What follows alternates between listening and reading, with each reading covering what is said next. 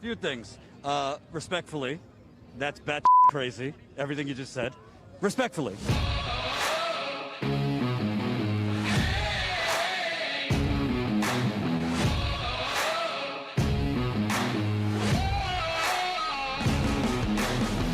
Immigration is a big issue from us because the system is really not working for anybody.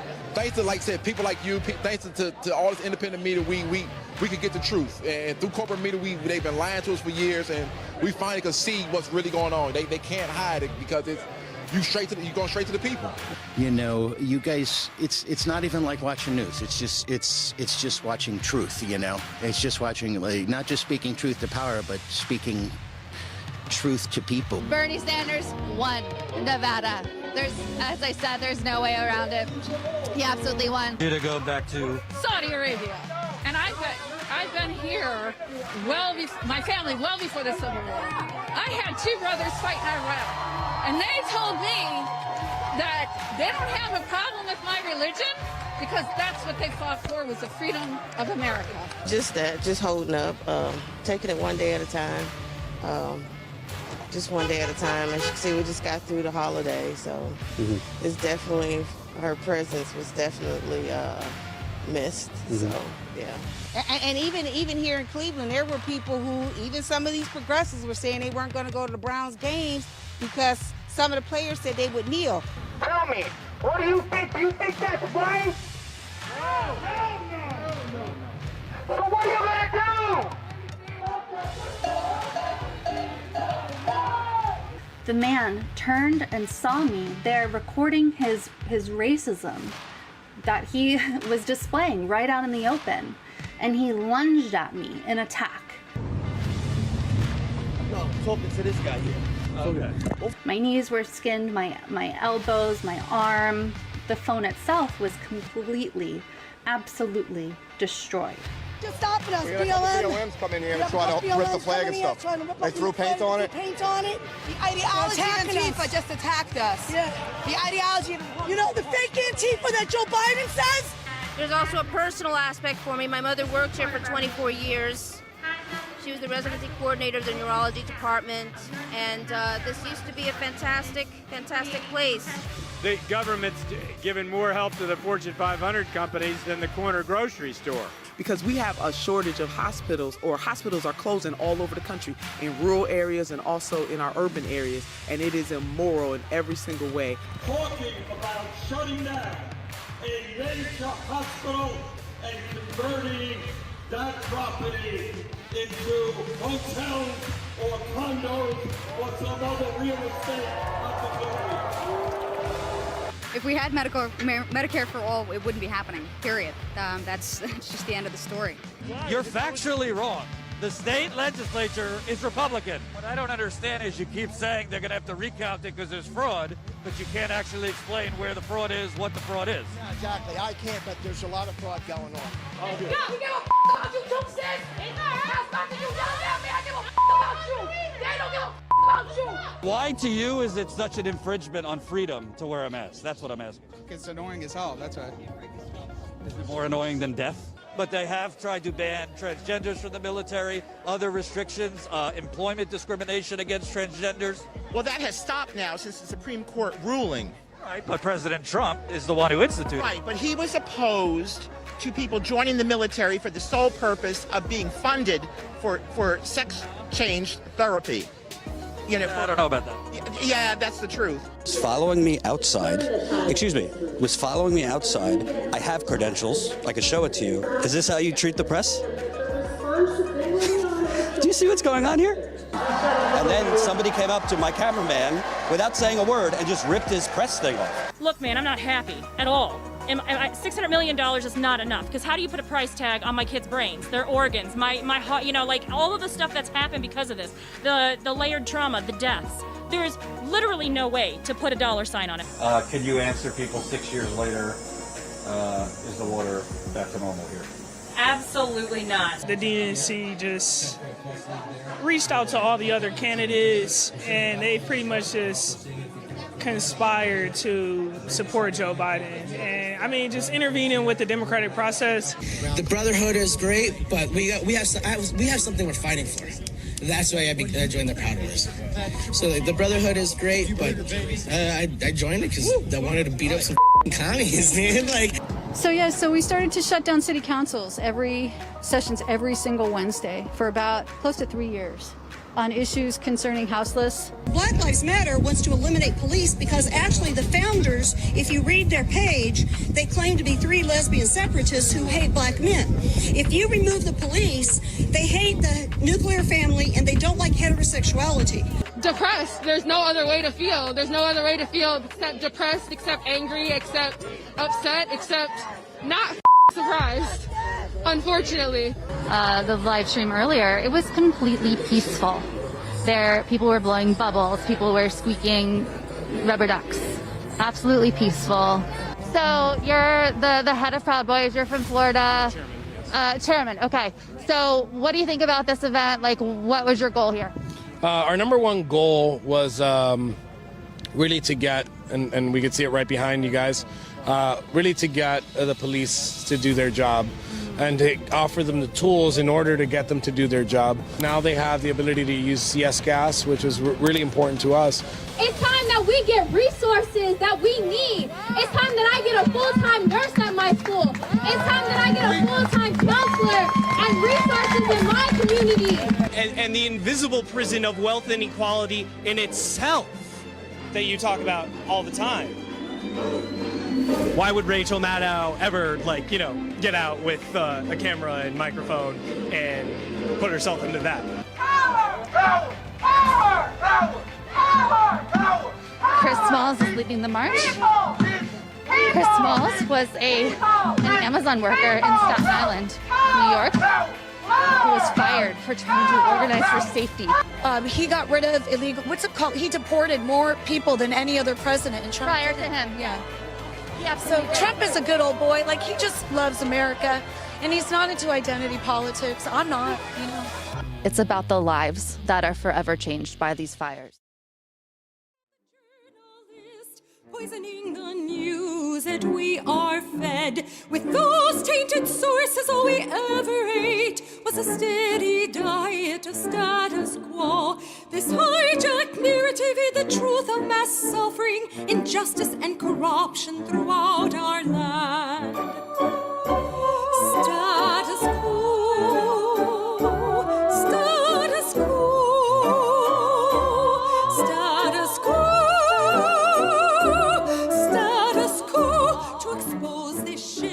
To oligarchy came a band of honest journalists. They left the studio and hit the streets to give the microphone back to the people.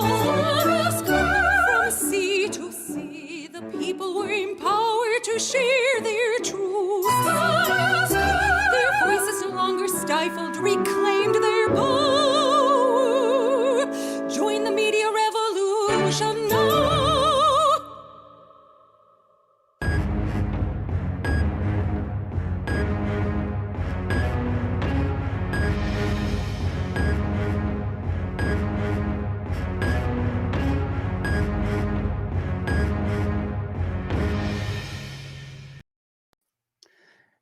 Hello, Status Coup.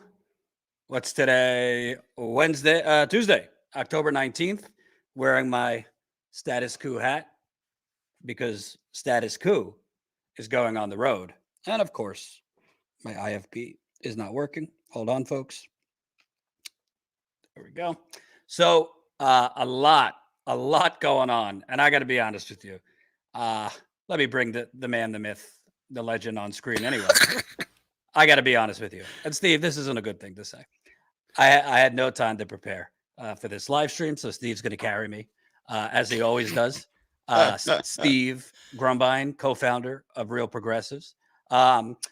Because, Steve, I don't know if you know, you have been in the field in some cases.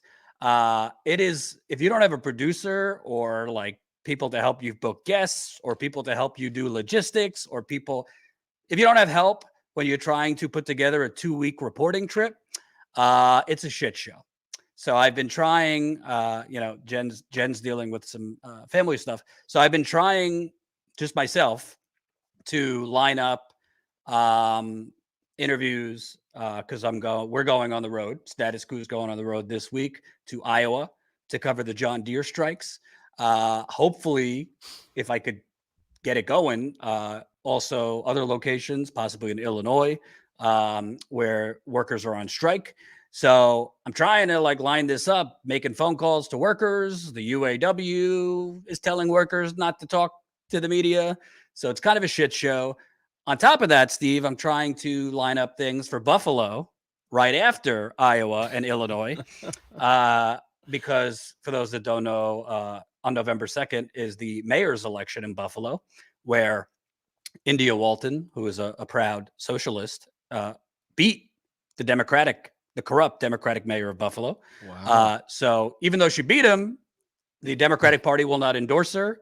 And in fact, the Democratic Party, the city council in Buffalo, is actually trying to plot how to get rid of the mayor's position if she wins. This is what vote.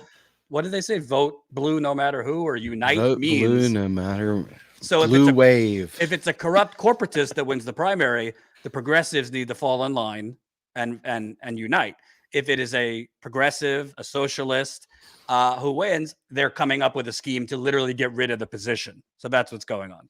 So it's a lot of planning, but we're still going to have a great show today. We will be promoting the road trip throughout this show. We need more people to sign up. This is going to be pricey, 2 weeks on the road.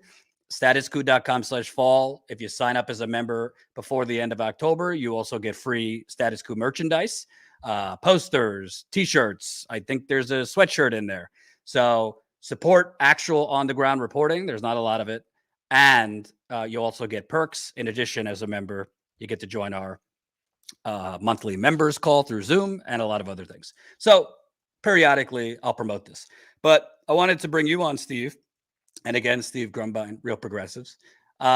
Because I don't know.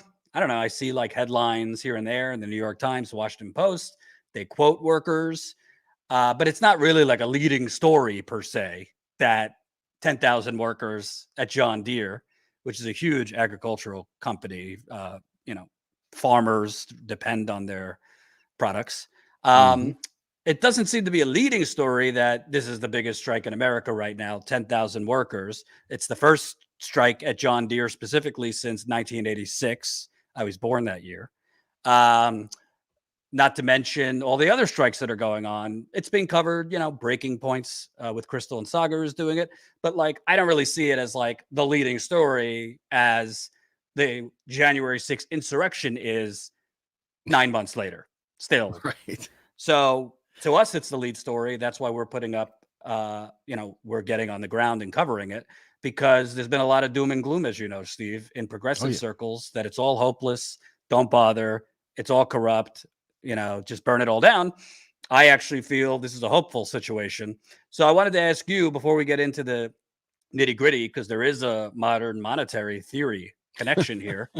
How do you view it? Because, we don't bullshit people when we tell people when it's not very hopeful, but I think we both agree right now. I mean, this is the biggest explosion in the labor movement in 20 years.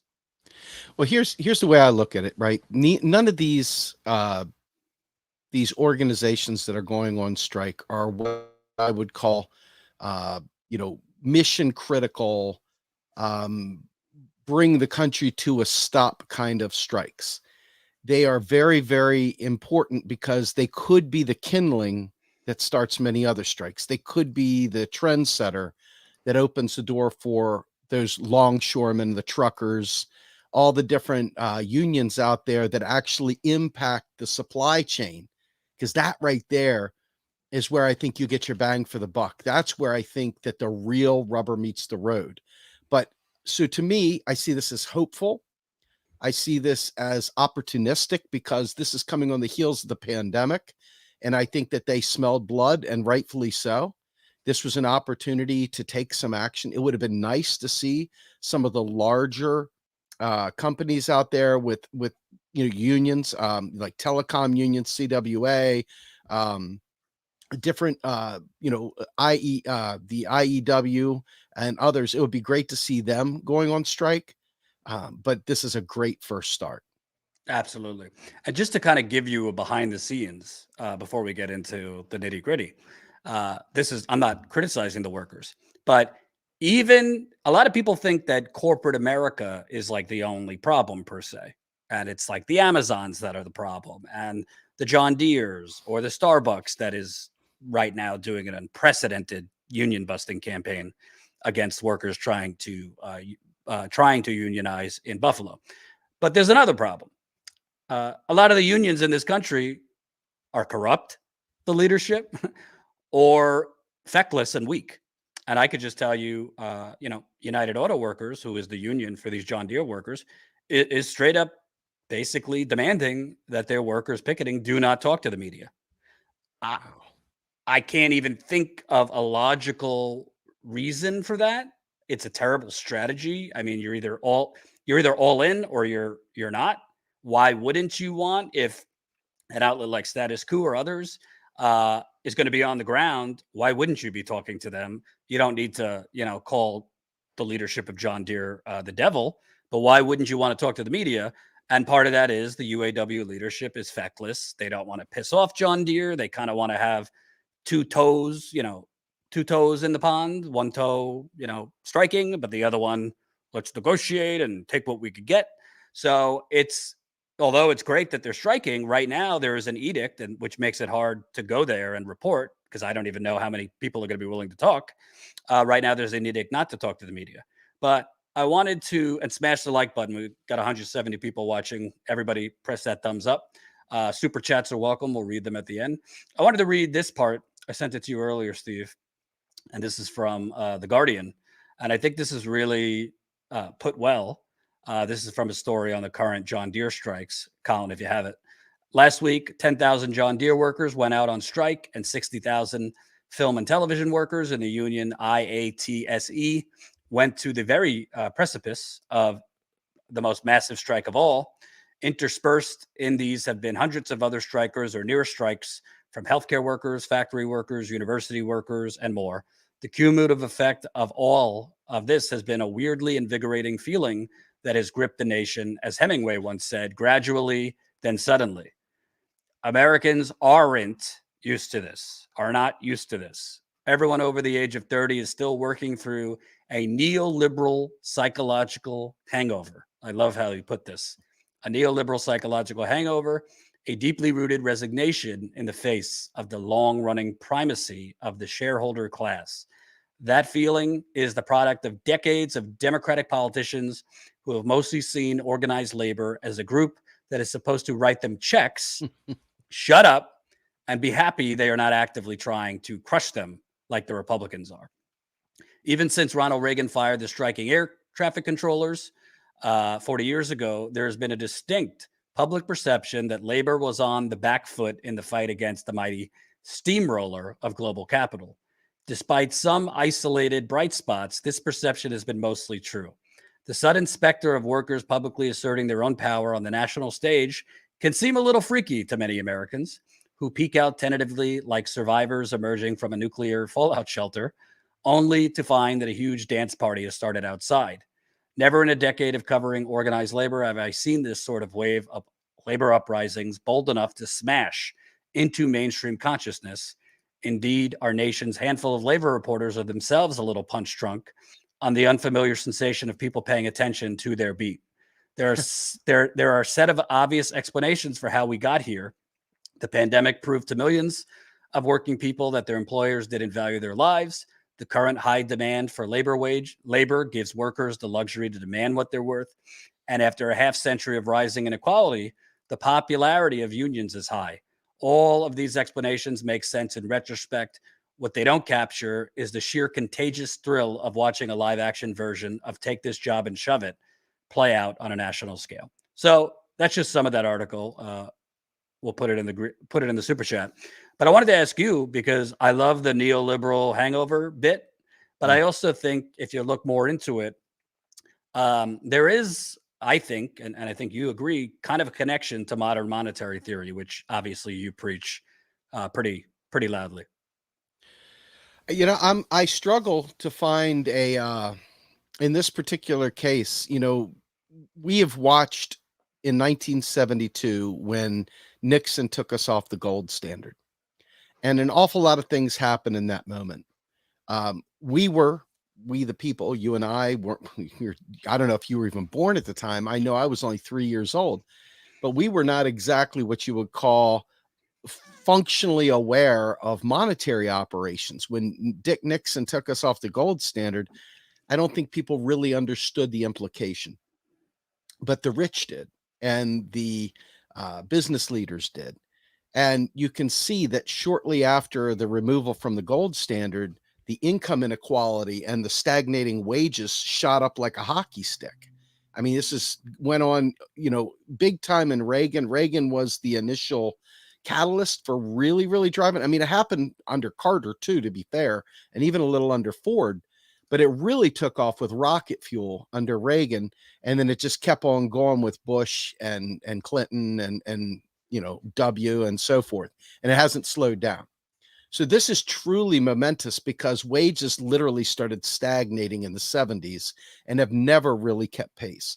So to see all the anti-labor, all the right to work, all the other insanity, the really, really bad deregulation, and quite frankly, the regulation and the criminality of strikes and other such things has happened since the 70s. So watching it come to fruition today, people still don't understand that, back then there was like a little bit of a governor, if you will, on the economy before they moved it to the free floating fiat in 72.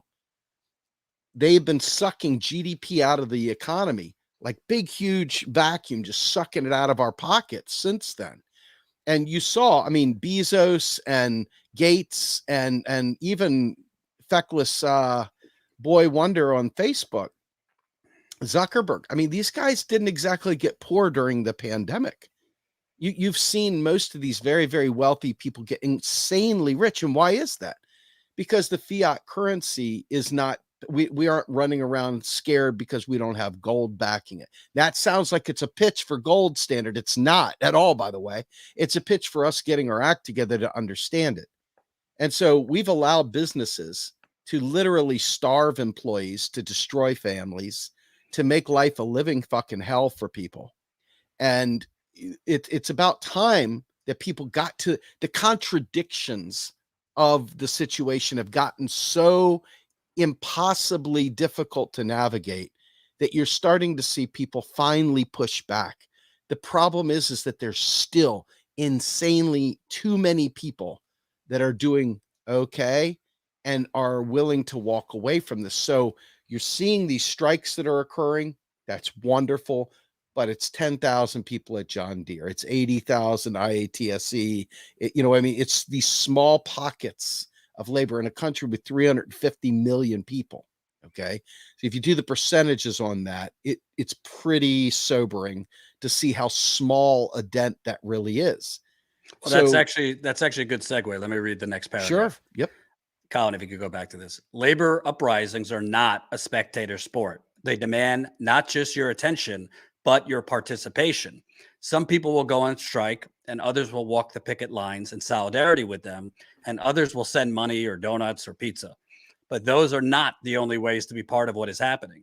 Supportive bystanders are nice, but what the labor movement really needs is 1 million people full of the fire of this historic moment to carry it back to their own workplaces. 9 in 10 American workers do not have a union. 9 in 10. No union. For people who aren't union members, watching a strike wave may promote a wistful sense of missing out rather than a sense of solidarity. That's a mistake. When you see all of these workers rise up, the most useful thing to say, quote, I should support them, instead is to say, I should become them. And that's something we haven't been hearing much, Steve. Easier said than done. Some workplaces might be more like 5 to 10 people if you're really some kind of mom and pop shop. Some workplaces, are in deep red. We're talking, Mississippi or, those things where might as well be illegal to unionize. But I do think that author is correct in it's not a spectator sport. So even the people watching right now, what is your situation at your workplace? Because the employers are scared. I mean, just look at Starbucks, for example. They have literally flown into Buffalo every executive known to man, including Howard Schultz, who I think he's the chairman. He was rumored to run for president, to hold listening sessions, i.e. propaganda to threaten you, no, do not vote for this union.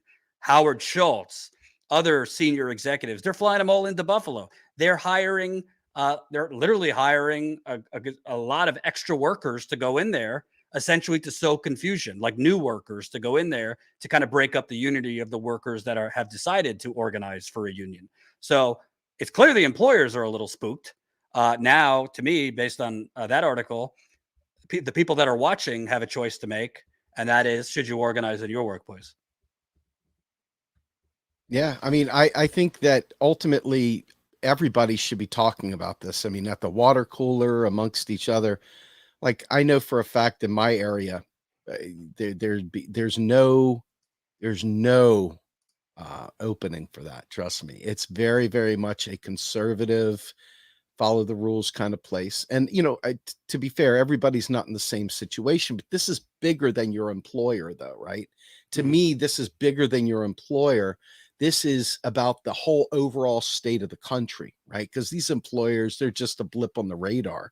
Each one of them has their own little tiny, fingerprints, or larger fingerprints in some cases, on the economy and on people's lives.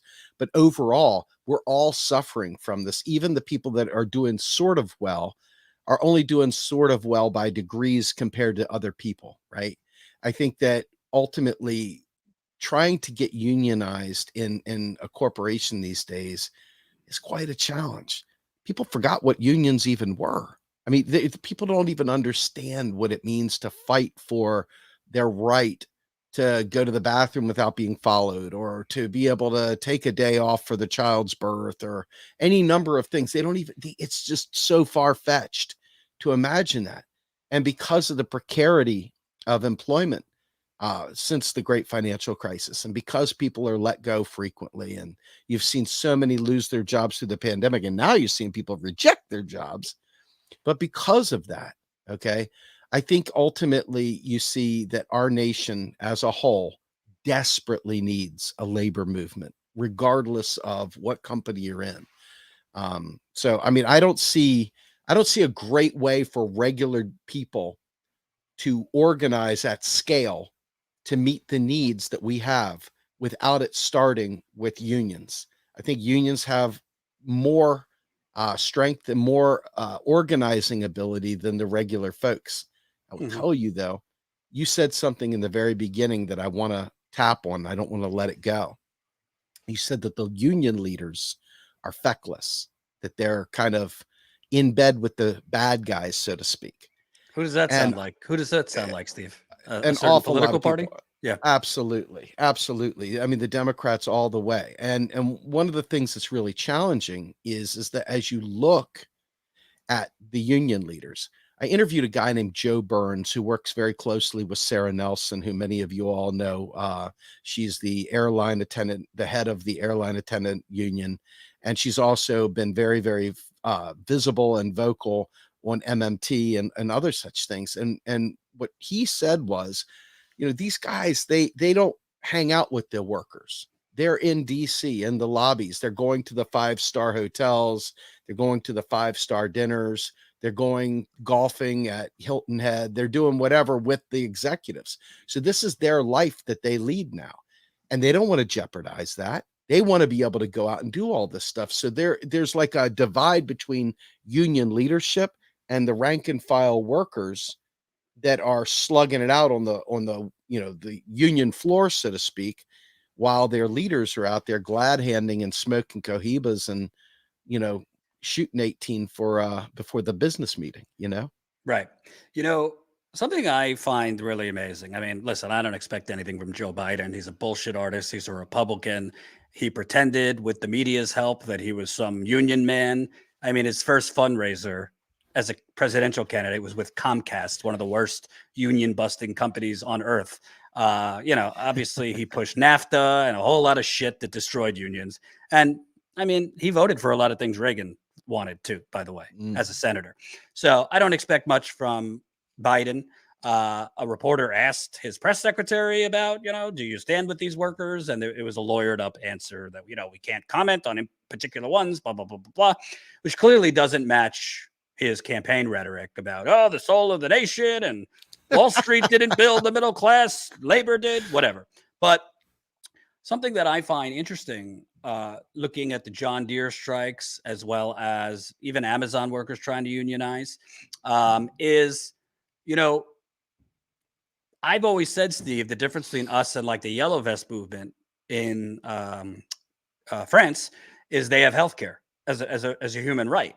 So not that it's easy to risk your job, but you have that basic safety net if you want to go out and like really hardcore strike like Yellow Vesters did in France, because if you get fired or lose your job or whatever, you have healthcare. Here, that's not the case. In fact, these workers right now who are on strike, since the Cobra benefit, which was terrible anyway, but the COVID relief bill in January provided subsidies for Cobra.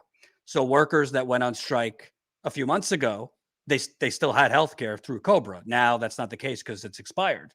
But what I'm seeing from these workers, honestly, is really a psychological thing, understanding, we've been basically, we've been made to kneel for the last 30, 40 years, because if we fought back, we could be on the streets.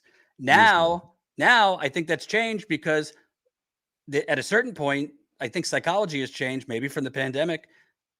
Well, what more can we lose? What more can we lose by fighting? I mean, the pandemic, people are being evicted as we speak. People have lost their unemployment because Biden let that go. People are in severe debt. If they even were able to pay their rent, it's because they put off other things. So I think that there's a psychology that's came in, and I've trying to line up interviews. I've actually talked to some workers on the phone, and that's what I'm getting. Like, we got nothing to lose. Sure.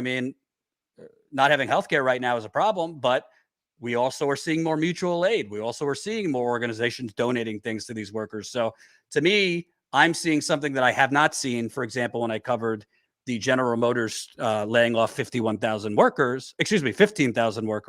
I went there to Detroit in 2019. They ultimately accepted another shitty contract. It's different even 2 years later. People really are starting to feel we don't have anything to lose, and this is a tipping point. Yeah. I remember I used to be in the local CWA 2222 with Verizon. Was it Bell Atlantic? It was Bell Atlantic at the time. And we had just merged with 9X, and we were going on strike. And I remember the feeling of being involved in that. And I remember I had never been in a strike before. And I also had some stupid bills. I was already in a hurting, spot. And I think we had just had our first child. Yeah, my first of 9, had my first child. And it was a little scary. And you were expected to not cross the picket line, to to walk the picket line when your scheduled time arose. And if you could go on off ties, they always welcome you as well. But ultimately, you were expected to do things that were not going to produce an income for you, or healthcare, or anything else. And if you're not prepared to go on strike as an individual, you can lose your home. You can lose a whole lot of things. There's an awful lot that can happen. And so when you see someone going on strike, that is a very risky move. It's an important, bold statement, but it's an incredibly risky move for individuals and their families. And without mutual aid and without health care, like you were saying with the Yellow Vest and stuff, it makes being on strike a very, very precarious thing. I saw people go from very, very scared to a light switch flipping back then, where they became cemented in I'm here for the long haul. And when that switch happened, then all of a sudden you saw the negotiations speed up. And all of a sudden, it wasn't a great contract, but they got a contract out of it. Okay. And so I think that between us being scared to death of getting sick and not having a way of getting treated, or any number of things that go on during losing homes, losing other things, I think it's very, very hard to get a public to move without having mutual aid in place and without having those sorts of things. So it's a very, very important point you brought up there, Jordan, because Yellow Vests in France, they did have that. They knew at the end of the day they would be taken care of. And that's a huge, huge thing. I know even today, I live in a right to work state and work in a right to work state, and the tenuous nature of it, with all the bills hanging over your head and all the other things, I'm not gonna lie, man, it puts you in a pretty dark place. And anyway, I'm hoping that you'll see that kind of people say, you know what, it's bad enough, I can't wait any longer, and jump in the fray. So I also want to talk about this tight labor market, which I know you know about. Because if you watch CNN, if you watch CNBC, I did for 10 minutes and I almost vomited today. The culprit of this tight labor market is these greedy fucking workers. That's why we have a tight labor market. And I was just on vacation and I felt it. I mean, a bunch of places, there was a huge wait because they don't have enough workers. But I want to ask you, is this willingness, because it's not only, by the way, it's not only the current workers that are striking. I talked to Richard Wolff yesterday. There's record number of workers quitting right now their jobs too. So it's a double-edged thing going on. You got workers striking, you got workers trying to form a union, and you have workers quitting. What do you attribute that to? Do you attribute it to that maybe they have a little bit more savings from the COVID pandemic and the $600 a week they were getting, which in a lot of cases was more than they were actually making in their wages? So do they have a little more to stay away for longer? Is what Richard Wolff seemed to think it was more psychological. But in dollars and cents, how are workers who are not going to fill those open jobs or quitting their jobs? What is allowing them to do that in terms of dollars and cents? I think a lot of people were forced to stare the devil in the eye and downsized. I think a lot of people made some life changes because they didn't want to go back to the shit. And even this day, I'm in a home that I got when I was a junior executive at Verizon. I'm no longer a junior executive at Verizon. And with the way the markets have been, it's been extremely difficult to maintain my existence. And there's no, trying to sell a house, trying to move a family, trying to survive. It looks good on paper, but it isn't good. And you feel the pressure. I would love to purge everything, get a little tiny house and live somewhere small, lean, be completely mobile and not be feeling that pressure anymore. But alas, I am buried in tons of debt from student loans, you name it. Another thing that Biden's going to fuck us over on, with the student debt. But to be fair though, I think to myself, I can really internalize this because I'm feeling it right now. I love my job is actually good. I actually like my day job. It's not a horror to go to. I like the people I work with. It's a rarity, trust me. But that doesn't change the fact that the pressure and the stress and the strain of all the debts that you carry, all the stuff that you brought in with the idea of this American dream opening up before you, and it's not there. You went and you took all the student debt for jobs that just simply didn't happen. And then you're like, what do I do? And so I think you're seeing a lot of people, the middle and higher rung, saying, you know what, I've got investments, I'm going to downsize, I'll just do life different. I'll reprioritize what matters. And I think the people at the bottom are saying, I'm not going back to that shit because I did save a little bit of money during the pandemic and I'm okay. I'm good. I don't need that crap. Right. So I think that you got a two-way street there. And I want to weave it in a little bit to what's going on in DC right now, because Richard Wolf and I were talking, and by the way, smash the like button, share this live stream. Richard Wolf and I were talking, and for basically 30 years, starting with Reagan, put on steroids with Clinton, Democrats have treated like labor unions and like strikes that did happen as just a separate economic matter. It's not like a political matter. Bill Clinton gave like neutral statements on what was it, a big strike in the 90s that he went off to Martha's Vineyard. He wouldn't like give a firm statement. We're seeing that obviously with Biden, won't give firm either way. He like very gingerly supported the Amazon workers in Bessemer, Alabama that were trying to unionize. But right now, I mean, you have two corrupt Democratic senators. The New York Times getting very close.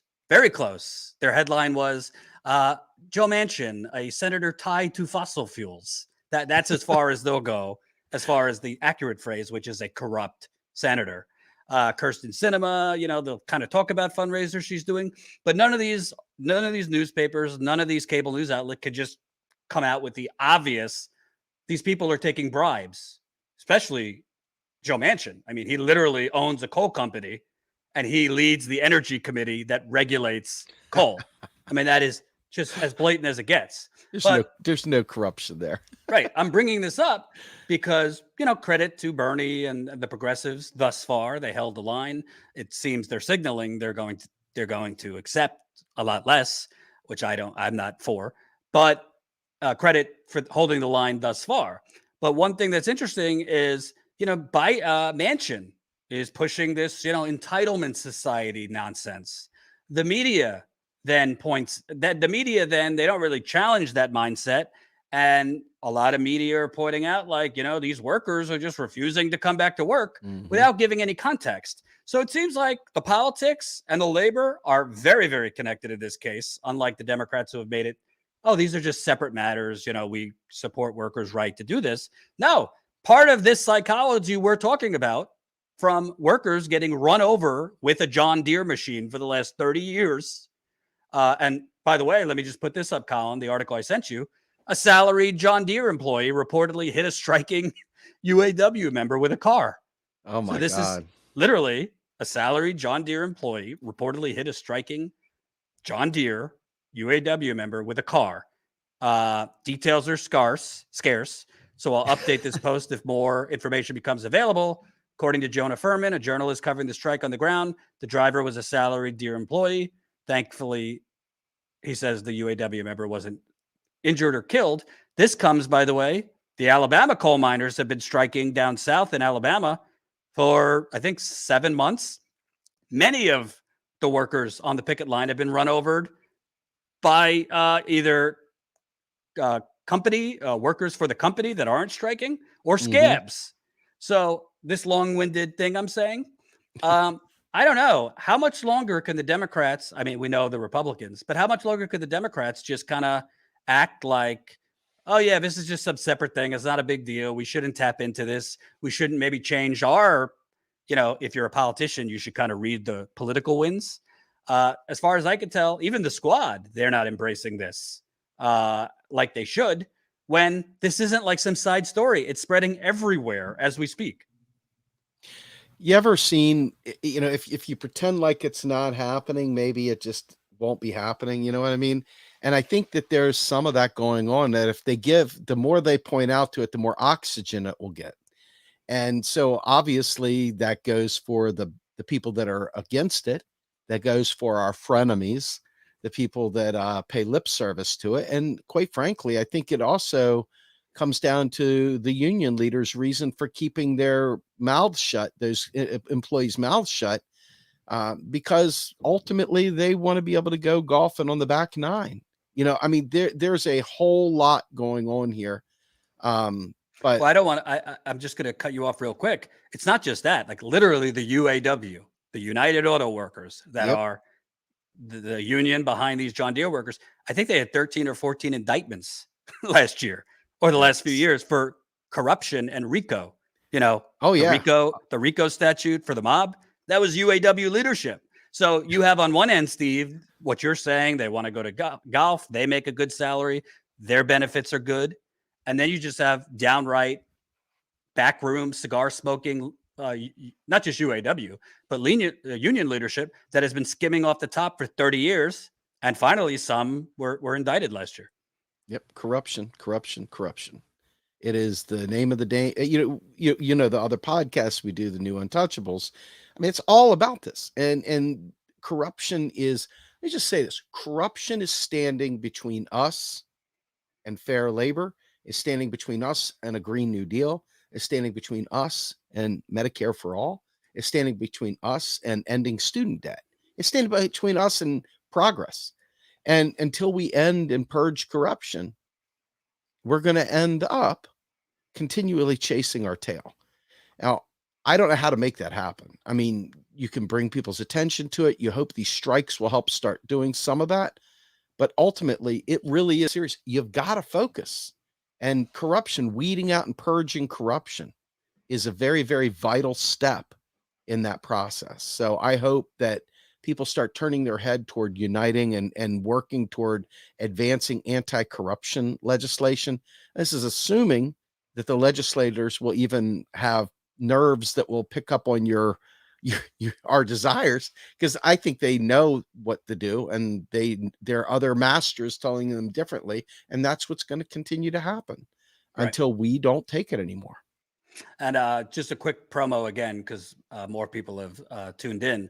I am going to Iowa this week to cover the John Deere strike. So I will be on the ground with my long microphone. By the way, for people that don't know, I'm using the long microphone still, not for COVID, but because it helps my fucking arm and shoulder. You ever try holding a microphone up for 20 to 25 minutes, interviewing people? My shoulder and arm almost fell off years ago at Standing Rock because TYT was too fucking cheap to get me a second mic. Yes, the Young Turks was too fucking cheap to get me a second mic while I was out freezing my ass off in North Dakota for 6 months. But I digress. So I'm going out. Cheap. I'm going out to Iowa, possibly Illinois too, if I could arrange it. There's a lot of logistics going on to plan this trip. But I'm going out this week. Colin and I, Colin behind the scenes right now producing this, we're going to Iowa, maybe Illinois. There are strikes going on in Iowa, Illinois, and other states. After this trip, we are hoping to go to Buffalo if we get enough member signups, because all this shit costs money, as you know, Steve. We're hopefully going to Buffalo to cover three things. Right now, India Walton, she is a socialist. She beat the corrupt Democratic mayor in Buffalo in the primary. And what happened? The corrupt Democratic Party is trying to basically rig the general election so that she loses. And get this, Steve, if she wins, the city council of Buffalo is right now plotting how to get rid of the mayor's position and just have a city council government. If India Walton, forget the term socialist, just a strong black woman, I think she was a nurse, who wants to just, improve the situation, uncorrupt the real estate developers that have bought, you're not going to uncorrupt them, but uncorrupt the system of real estate developers who have bought Buffalo, ungentrify the city as best as she can.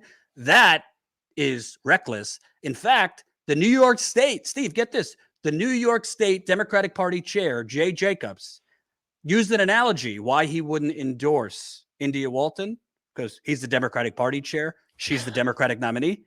He said, well, if David Duke, for some reason, became the Democratic nominee, should I endorse him?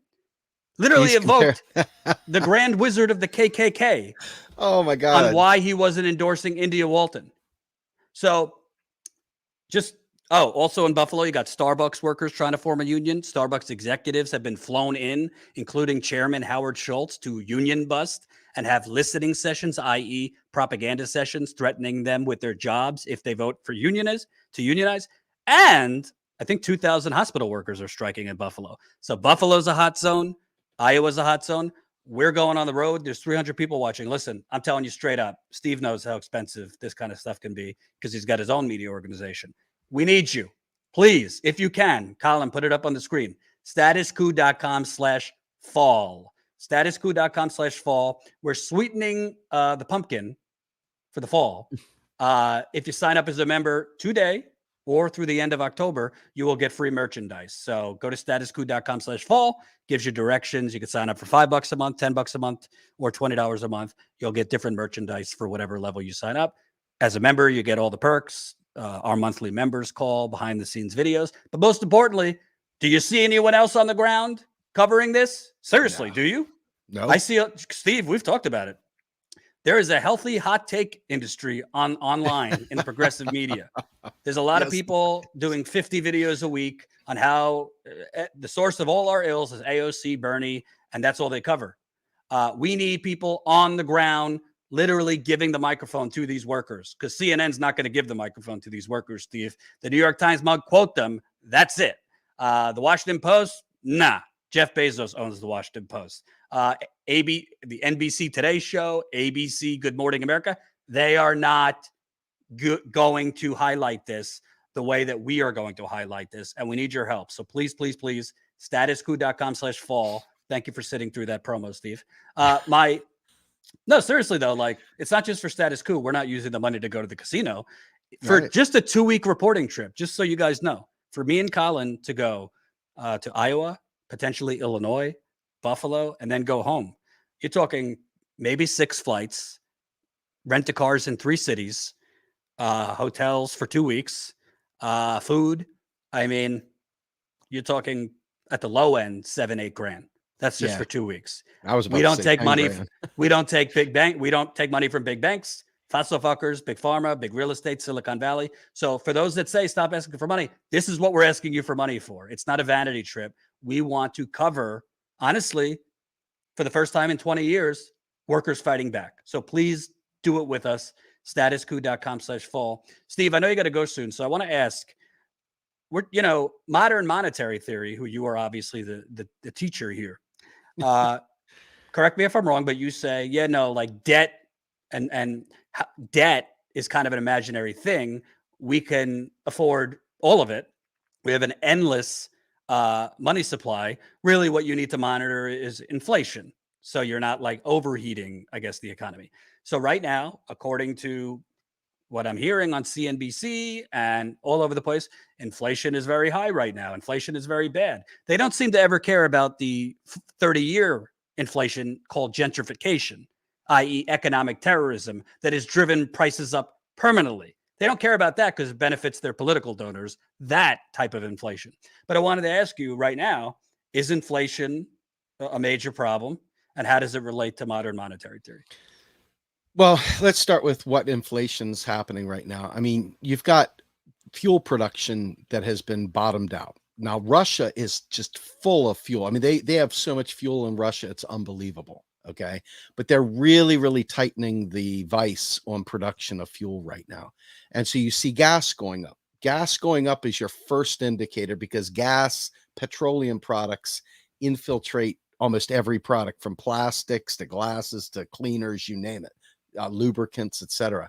So once those prices start going up, you know that you're going to see cost increases in everything built with those things. And for small increases, so be it. The other big problem is that when the world shut down, even though people don't acknowledge this, when the world shut down, the supply chain shut down.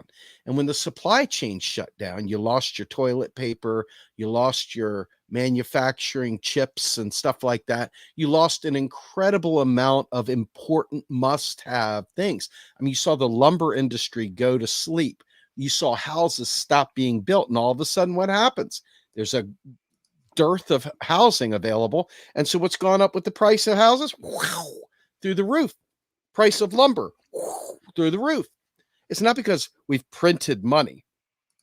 And I think that it's really repulsive and revolting, not for the regular people who don't know any better, that just say that kind of stupid shit, but the people that really do know better, that say that stupid shit and say it's about printing money. There's nothing, none of this, none of it has anything to do with printing money. Right now, if we had a perfect economy. Steve, I don't want to interrupt you, but Joe Manchin keeps saying that we've already printed $5 trillion during this pandemic, and we're mortgaging our grandchildren's future and all that bullshit. So you're telling me Joe Manchin is full of shit? He is brown to the top, man. Homeboy is a nutty, slime-ridden turd. And he is absolutely the worst. And you know what? I don't know that he knows better. That's the worst part of it. I would like to believe he does, because he's got enough access, if you will, being the double agent, if you will, for the Republicans and so forth. But ultimately, yeah, he's full of shit. I mean, we got the national debt. Let's be fair. Let's carve this up for a second. We got the national debt, and we've got the debt ceiling, which they punted a month down the road, and they'll pick it back up, and we'll have the same stupid fight we had later. But that kind of debt is not debt at all. That's ledger debt. That's accounting debt. That's nothing, because we already know when we sell treasuries that it's a 6-month treasury paid out at 2%. We already have that money budget. It's already done. It's not a big deal. When the money that we spent that started the budget to begin with comes to the end, and all of a sudden all the automatic stabilizers in the economy kick in when things are going wrong. So you can't really predict how much money will be spent by the federal government, because some of these things are, like I said, automatic stabilizers, TANF, all the different social programs that kick in when the economy bottoms out. Those things infuse money into the economy to keep it from bottoming out. Right. So you got that angle. Then you've got the private debt that everybody takes on to absorb the dearth of dollars in the economy that the government stopped spending.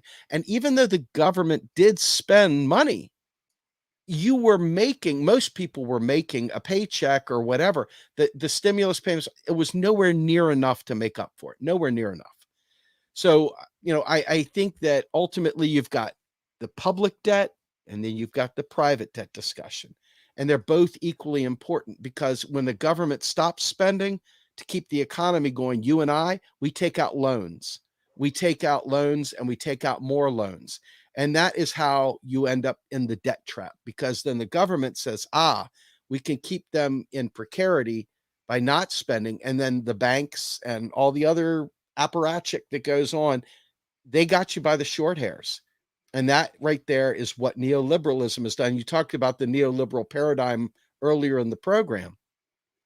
And it's that belief that we would rather have people going into private debt, which is finite. You and we only have a certain amount of debt we can take on before we explode. The federal government doesn't have such a problem at all, zero. And so they're pushing you and to private debt. And every time they talk about cutting spending and reducing this, that, and the other, that's exactly what because they don't want the economy to tank. They want the economy to keep going, because that's how they make money too. But they're expecting that money to be made by loans to banks that we take on to fill that gap, that dearth of money that the government should have been spending to begin with. And you notice, I don't know if you noticed this or not, but Congress authorized even more money, bipartisanly more money for the military. And you don't hear anything about inflation from that. You don't hear anything about we're broke from that. You don't hear anything. Nope. So just keep this in mind, because it's for me to see people really take this stuff seriously and be able to take action. They got to understand what's happening. And you said it, there's a lot of hot takes out there. You think they're bad hot takes about the Democratic Party. You should see the even worse hot takes when you hear somebody coming in, yeah, man, like China did this, and so it's gonna, and all the rich people, and they start coming up with all these like homespun from the bar stool hot takes about the economy. It's really important. I know it's fun to have a hot take, but it's really important to kind of learn some of this stuff, because what happens, unfortunately, is you may be well-meaning with your hot take, but there's 20 other people that don't know anything, and they will parrot it, and they'll tell 2 friends and so on. And it takes 10,000 words to undo 5 stupid hot take words that spread like wildfire. And our movement ends up all discombobulated and screwed up. It's not cool to give a hot take on the economic side. Know your shit, learn this stuff.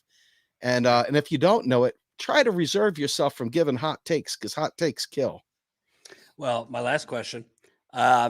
This is not about the strikes per se, but just the temperature. You and I have talked for a while, probably months, just about the state of the progressive movement. A lot of that had to do with, honestly, just I think what we both viewed as a unhelpful kind of let's burn it all down. It's all for naught. Nothing's ever going to change. It's too corrupt. And I think you kind of preface that by saying, listen, we understand that sentiment. I get why people are cynical. I get why people are fucking pissed off and angry. I get why people, regardless of candidate, even if it's somebody like Nina Turner, just say, to hell with it. I'm not voting, whatever. I get the sentiment behind it. But I asked, okay, but what comes next? So we've established the squads not fighting like they said they were going to fight. We've established that Bernie, in my view, has been weak. I don't think he's a sellout. I don't go that far because I think he's done a lot for the progressive movement in this country. A lot of people watching, frankly, were not watching anything before the Bernie campaigns. But I bring all this up because, honestly, I still don't even see, other than breaking points here or there, I don't see much coverage of these strikes, even in independent media, here and there. I certainly don't see it in corporate media. I just keep seeing all over the media, especially indie media, just interpersonal conflict. This one bashes this one, hot takes, sensationalized headlines with, in all caps, whatever. It draws views. That's fine. If that's what's important to you, is getting people in and clicks and subscriber growth. But to me, and the question is, should people feel hopeful? I'm not lying to people. You're not lying to people. There's not going to be a general strike tomorrow.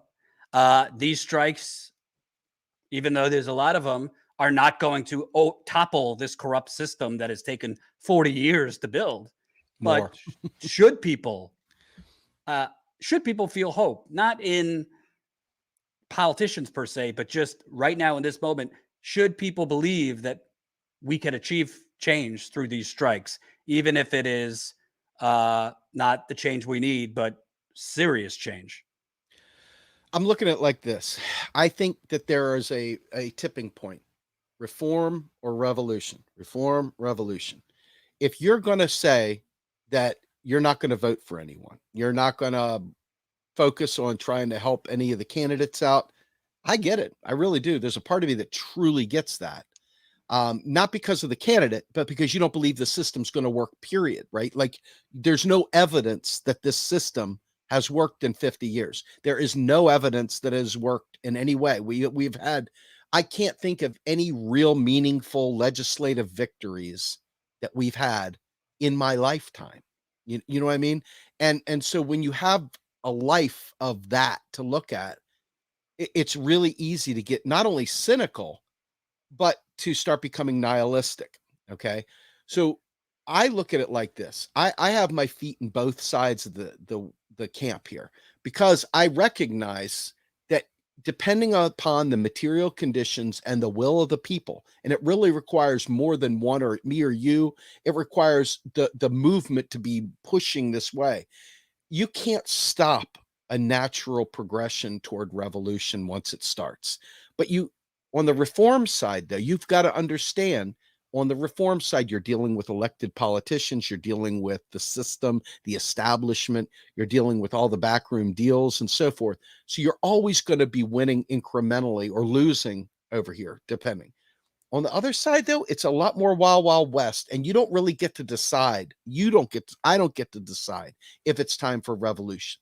We can say it, but if the numbers aren't there, and you could see this throughout history, you got little pockets of rebellion. They pop up like a little teeny, earthquake. And then all of a sudden, when the material conditions are correct, when people have come to the point where they can take no more, that's when revolution happens. But it is literally a 2-word debate: reform or revolution. And it's not which one's better. It's, we don't have the energy. We don't have the movement for revolution. That leaves us purposefully in reform right now.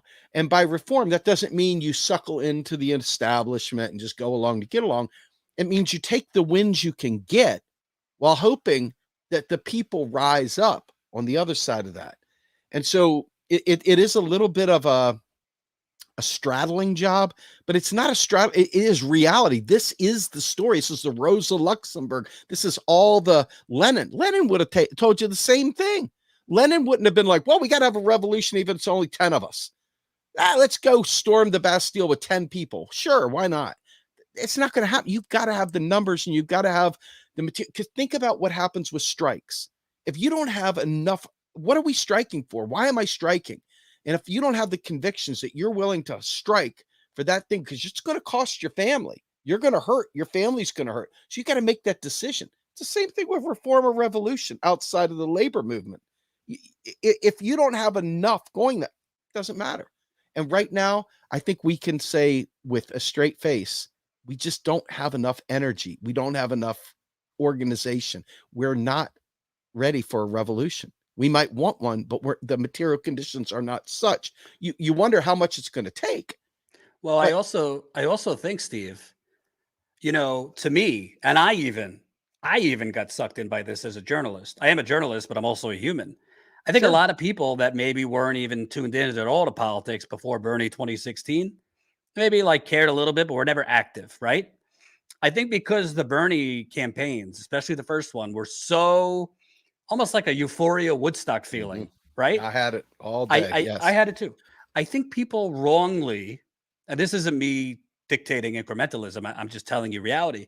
I think people wrongly got the impression that such a corrupt system, full screen on me for a second, that the United Corporations of America could totally be toppled in a span of 5 years. I'm not telling you just eat your broccoli, but the truth is, this corrupts. If Bernie Sanders was president today, I hope people understand this, we would not have Medicare for all yet. That's just truth. We'd be a lot closer to it. But look at literally 2 senators are obstructing a Republican president. What do you think would be happening with Bernie as president? We would not have the numbers in Congress. I think we'd have more of an awakening outside politics to put the pressure on, much more than we have now. But we would not have Medicare for all just because Bernie was the president right now. That people need to understand that. I'm not saying where's Obama when you need him, right? Right. Why isn't Obama down there having the talk with Joe Manchin, instead of only having the talk with Bernie? So my point is not to just accept that. I'm just telling people, I think people wrongly, because we all got so, we felt like we were so close to that finish line of really Bernie used the word revolution. So people really believe that. But the truth is, this corrupt system, I always say this, was built brick by brick by brick by brick, basically since the 1960s. I mean, America's always had sin and racism, but the corruption, right? To make things so unequal, the just suffocation of money in politics, deregulation, union busting, all of this really started developing on steroids early 1970s to now. So it was never going to be radically changed in 1 presidential cycle, 2 presidential cycles. Even if we got the president we wanted, even if we got a couple politicians that we wanted, it's going to take a lot more than that. And I think people don't want to accept that. And that's where the nihilism breeds in, because they view what I'm saying as you're preaching incrementalism. No, I'm preaching reality. Yeah, I'm telling you the reality is, even if we had Bernie as the president right now, unless you literally had progressive majorities in the House and Senate, we would not automatically get the things we want. He could do executive actions, which would be challenged. He could do executive actions, which would be challenged to get a lot more. But what I'm saying is, you're using that tipping point, reform, revolution. Well, you really can't have either until more people stand up. You really can't have either until more people stand up. And I'm not saying standing up in terms of tweeting #general strike. That's nice, but that's not standing up. I'm not saying standing up just I'm borrowing from this author that I read, just by sending pizza to the strikers. That's great. Do it. I'm not saying stand up just by coming to the picket line and cheering them on. What standing up actually means is organizing in your community. If it's not going to be a worker strike in your community, maybe it's going to be an economic boycott in your community. Maybe it's Kroger's, the supermarket where you live. Maybe it's name the company that dominates your town. If it's a bigger community you live on, maybe it's Amazon. But my point is, I think revolution is a great word. You can't have revolution until you have serious momentum. You can't have revolution until you have serious momentum and serious numbers. Right now, I see a little momentum. I'm not going to miscategorize it as serious momentum. I see a little bit of momentum that we have not seen in 20 years in this country.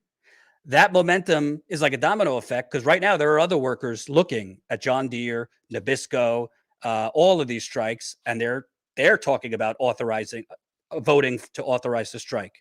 So I just want people to know, we're not telling you to eat your broccoli and accept incrementalism. I'm all for revolution, but you got to put in the work. Revolutions don't just happen overnight. So where you are, talk to your friends, talk to your coworkers, see if there's community groups that have been kind of dormant, because you can be organizing unions where you live. You could be organizing even the smallest economic boycott outside. If you get 100 people in your small community to take your money out of that big bank, all of this stuff builds up. I'm not going to mislead you. Steve isn't. We're not telling you this is going to overcome the system. But honestly, Chris Hedges says it. We're in late stage capitalism, folks. We're in late stage capitalism. We are seeing the signs of how empires die right here in the United Corporations of America. So I'm telling you, what's going to solve it is not just circle jerking each other on the internet and fighting each other. What's going to solve it is not just rage tweeting or doing, if you don't like AOC or Bernie, fine. I don't really give a shit. You don't have to support them, but our eyes need to be on the prize. And that is workers all over this country right now, after 20 years of just taking it, 30 years of just taking it, are starting to fight back. How can you get involved in that? Your thoughts before we go. No, you nailed it. I mean, ultimately, we all have to stop thinking it's somebody else's job. We can't look for someone to delegate the revolution to. Okay. We can't look for, somebody to hand off to. We've got to see what we can do to bring about that organizing. I mean, our organization, see, the difference between what you do and what we do is we're a nonprofit, and our focus is to educate, not so much just media, but more so to be able to provide that underlying boring information that helps you understand how to effectively push policy and so forth. In my mind, right here, right now, I think that every single person needs to really think about where they are in this process. What are they doing in their private time? What is their hours of the day being spent doing? And I'm not here to shame people to go out there and work. I'm trying to make people self-diagnose their level of revolutionary activity, their level of agitation, their level of organizing. And I guarantee you, most people will find a way to excuse themselves and say, well, I'm just so busy. I've got to work, and I've got this and I've got that. And there's truth to that. But you've got to push past that. You've got to push past this. It's not a spectator sport, and it really does require all of our hands. That old thing that Jill Stein used to say, it's in our hands. It's literally in our hands. Mm-hmm. And so it really comes down to you looking in the mirror and saying, what can I do? How can I organize? Do I have any friends? Real progressive. We'd love to be able to, push this stuff through. I know that MMT is a hard pill for some people to swallow. So it makes it a little lean at times, but it's very important. It might be the most vital wake-up call people can have when you realize the money's there to do all this stuff and they're still saying no to you. If that isn't enough to get you off your ass doing something, I don't know what is. And that's what we've been telling you, is that we've got money out the ass to do whatever the hell we need. And we're not doing it because the rank and file progressive even somehow has it in their head that the nation is broke. Maybe it's because they watch too much CNN. Maybe they listen to too much Manchin. One way or the other, it ultimately ends up that they're not listening to the right voices, and they're not taking personal accountability to being a change agent. So I hope that we all rise up and take the power back. And before I let you go cook your kids' dinner, because I'm being rude and keeping you, I think this is an important comment. I'm not trying to put you on blast, Bill, but Bill Bradley, you're misleading us if you tell us to keep some faith in duopoly. If you haven't been watching, we're not talking about politics. We're talking about outside the duopoly, what people could do right now. Outside the duopoly. Outside. These workers are not working in the confines of the Democrats, the Republicans, the Greens, that's right. MPP, whatever.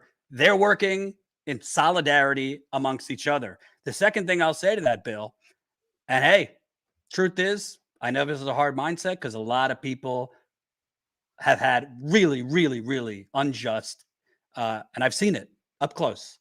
Their whole lives, economically, socially, have been unjust and exploitive. But I truly believe, maybe I'm just a fucking schmuck. I really believe what Andy Dufresne said. Get busy living or get busy dying, Bill. Because if you want to just get busy dying and just say it's all for naught, and you're misleading us to have faith, then why are you watching politics? Why be engaged at all? That's it. And this isn't only meant to you, Bill. This is a whole lot of people. I understand that cynicism. I understand why you have no faith. But if you're not going to have faith, then why bother? Check out. Smoke doobies, whiskey, whatever your thing is. Right now, we're not telling you to be engaged with the duopoly. We're telling you there is action and momentum outside the duopoly. So get on, ride that fucking wave. Steve, how could people find Real Progressives, the new Untouchables, all that stuff? Yeah, please come to our website, realprogressives.org. You can also find me on Twitter at SD Grumbine. Real Progress in Action is our YouTube channel, not Real Progressives, because Real Progressives is mostly education material. Real Progress in Action is where we do a lot of our video work. But you can also find on our website Macro and Cheese, which is my primary podcast. It releases every Saturday morning at 8 a.m. And you also have the new Untouchables, which is on hiatus at the moment. We just completed season 2. And so you can find that on our website as well under media. And Jordan, thank you so much for having me on, brother. Yes, thank you for coming on. Subscribe, Real Progressives. They are educational and I got to say, entertaining as well. So thank you, Steve. Don't go anywhere. You could go, but everybody stay for a couple minutes because I have a direct request, and I'm going to read the super chats too, so you could keep those coming. Colin, I want to play the video that a viewer made. A viewer made this video, and it's kick-ass. And honestly, this viewer has made, if you watch our Status Coup countdown, the 10 minutes we put up before I come on air, this viewer made a lot of the images, the cartoon images for our countdown too. So shout out to Doug Criscala, I hope I'm pronouncing your last name right, who made this video, basically a promotion video for people to sign up and support us as Status Coup members. I want to show the video and then after tell you why we really need your help. Nobody doing what we're doing. New sign up. Get swag. Who else is doing it? We need you. We need your help. That really helps. It helps a lot. StatusCoup.com/fall. So that was the short video he made with my voice, Jen's voice. Colin, if we could put it back up, if you came late to this, we're not just talking about it. We are getting on planes and we are going. I will be going to Iowa this week to cover the John Deere strikes. Right now, I'm trying to plan the logistics out because there's strikes going on in Iowa with John Deere. There's strikes going on in Illinois with John Deere in what they call the Quad Cities, which is kind of the border cities on the border of Illinois and Iowa. At the moment, I'm trying to plan it out. I'm going to be real with you. A lot of workers have been, a gag order has been put on workers not to speak to the media. We're going anyway because I want to roll the dice. I think we could get workers on camera. We're going to be live from the picket lines in Iowa and hopefully Illinois. I think it's super important, honestly. I mean, it's great to talk about these things from our studios. It's another thing to get out there and show it live, to show workers fighting back live in Iowa, in Illinois, to interview them if we can, to report and investigate. I mean, look, this, Colin, if you could put the tweet up from Jonah Furman that I sent you. Look at this. Look at the masks that they're putting on. Look at the masks they're putting on. A Deere strike captain sent me this photo with the caption, "This is how Deere security has been transporting people in and out. Presumably, this is because people are scared to show their face while undermining the strike." Dystopian. They're basically wearing like Halloween masks. Imagine what we could get being there on the ground. This is just from a worker sending this to a journalist. So listen, I understand that not everybody could even afford to support Status Coup, even at $5 a month. But we are built on you. We do not take any money. We've been going for 3 years. We haven't taken a dime from the banks, the fossil fuckers, big pharma, big real estate, Silicon Valley, the military industrial complex. We have never taken a dime. We have grown through paid membership, $5 a month, $10 a month, $20 a month, and we did a GoFundMe. So please, if you can, 16 cents a day, 16 cents a day equals $5 a month. And we're sweetening the pumpkin right now. If you join before the end of October, you will get free merchandise. StatusCoup.com/fall, FALL. If you sign up at $5 a month, you get a certain piece of merchandise. If you sign up at $10 a month, you get a certain piece of merchandise, and so on and so on. I understand if you can't, if it's not in your budget, totally okay. If it is in your budget, please, I think a lot of people rightly shit on corporate media. Well, you have to put your skin in the game to build actual independent media. There's a whole lot of independent media. They're great that do commentary from a studio. Nothing wrong with that, but I will tell you, it's a lot cheaper. A lot cheaper. I mean, Kyle Kalinske, Crystal Ball, while covering stuff Status Coup has done, has openly said, we have way more costs than they do because you're adding in flights, hotels, rent-a-car, food, obviously paying Colin, myself, Jen, freelancers like Tina Desiree Berg. It's very expensive. We don't take money from corporations or disgusting Neanderthals. So if you can, we've been really hit hard by what YouTube is doing with suppression. Our live streams don't even get to most of our subscribers. They don't get notifications when we're live, or they don't see the live stream. Our shorter videos that we cut are not doing well because they're not being seen. YouTube is basically burying us in their algorithm. So our only hope to grow is through you. And, people have said, stop asking for money. Kyle doesn't ask for money. Well, Kyle's not going on the road for 2 weeks. I like Kyle. Kyle doesn't go on the road for 2 weeks, costing him $7,000 to $10,000, because that's what it's going to cost us to be on the road for 2 weeks in Iowa, possibly Illinois, and Buffalo. And by the way, in Buffalo, where we want to go after Iowa, there's 3 stories we want to cover. India Walton's campaign. The election is on November 2nd. It is, frankly, it might be a local Buffalo mayor's race, but it has national implications. This is a socialist that won the Democratic primary. She beat the corrupt corporate Democrat in the primary, and they are literally trying to steal it from her. They are trying to get that corrupt Democratic mayor back on the ballot, even though he lost. And if she wins, there's already reporting that the city council of corporate Democrats might try to get rid of the mayor's position if she wins the mayor's race. So we want to be on the ground there because it's important to show that, to report and investigate if shenanigans are going on election day and all that. Secondly, Starbucks is trying to unionize in Buffalo, and Starbucks corporate has sent in the heavy guns to Buffalo, including Howard Schultz, the chairman, and other senior executives, to hold listening sessions, i.e. propaganda sessions, to threaten and intimidate workers not to vote for a union. We want to talk to Starbucks workers. There's also hospital workers striking at Mercy Hospital in Buffalo. We want to talk to them. So we're trying, it's a lot going on the road for 2 weeks. It's, but we're doing it because do you know any other actual independent outlets that are doing it and literally giving the microphone back to the people? So again, all I'm asking you, I don't talk the talk. We walk the walk. We have been all over this country. I don't know if you have the map handy, Colin. We have been all over this country over the last 3 years, basically scratching quarters together through a GoFundMe and through small dollar paid membership. Our most consistent level is $5 a month. That's the most members we have are $5 a month. So a lot of people talk. There's a lot of people doing hot takes. There's a lot of people doing video after video with, sensationalized headlines.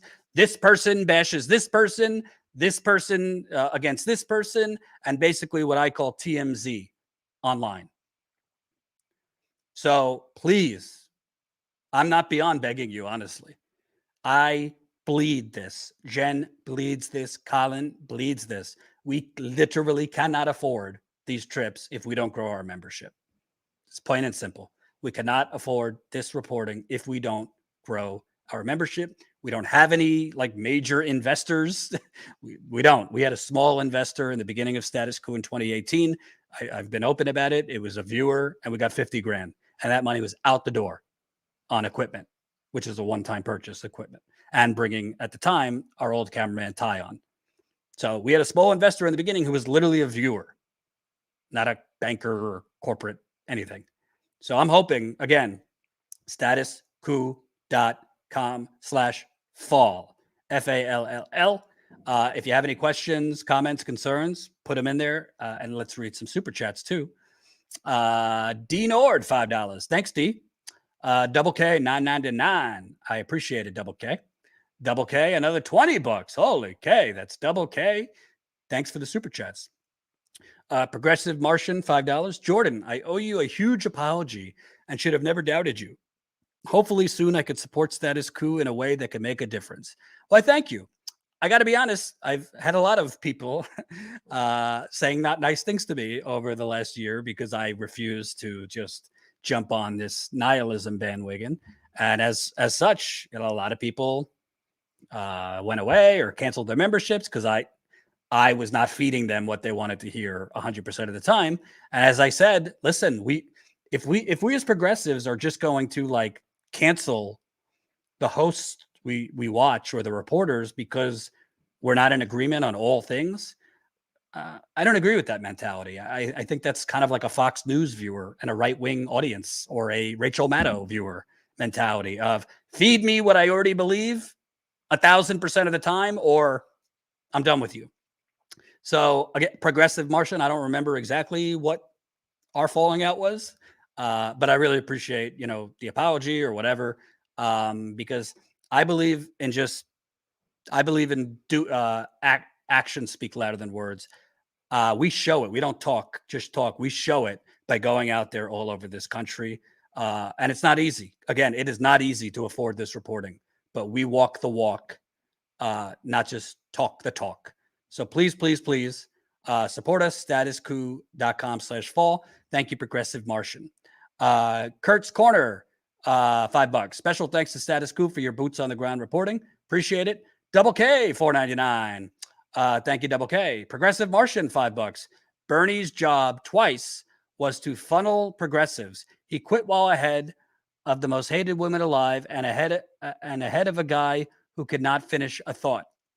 Yeah, I mean, I was basically pretty consistent during the campaigns that I saw. I think he ran 2 pretty weak campaigns because I think he was never willing to go for the jugular. For whatever reason, he was never willing to really, really, truly go for the jugular. That doesn't mean I don't agree with like Jimmy and others who call him a sellout and a fraud. Sorry, I just don't believe that. I don't think we need to throw the baby out with the bathwater. You could have disagreements with politicians, or you could think they let you down in certain ways without forgetting everything they have done. So that's just how I believe. You don't have to believe that way, but that's what I believe. Abu Haram, $5. Everybody is afraid to lose their allowance. The son, gender non-denominative, needs to learn to judge the father. Thanks for the super chat. I'm not quite grasping what you're talking about, but I appreciate the super chat. Regugator subscribed with Prime on Twitch. So a new Twitch subscriber. Welcome, welcome, welcome. Tomorrow I'll be traveling, so I won't be on the air. I believe Jen will be on the air on our weekly exclusive for Rockfin. But please, please, please, again, one last request. If you can, statuscoup.com/fall. We need to grow our membership ahead of this trip and during this trip so we could afford this kind of reporting. Thank you very much for watching, and I will see you in Iowa covering the John Deere strikes. Peace out.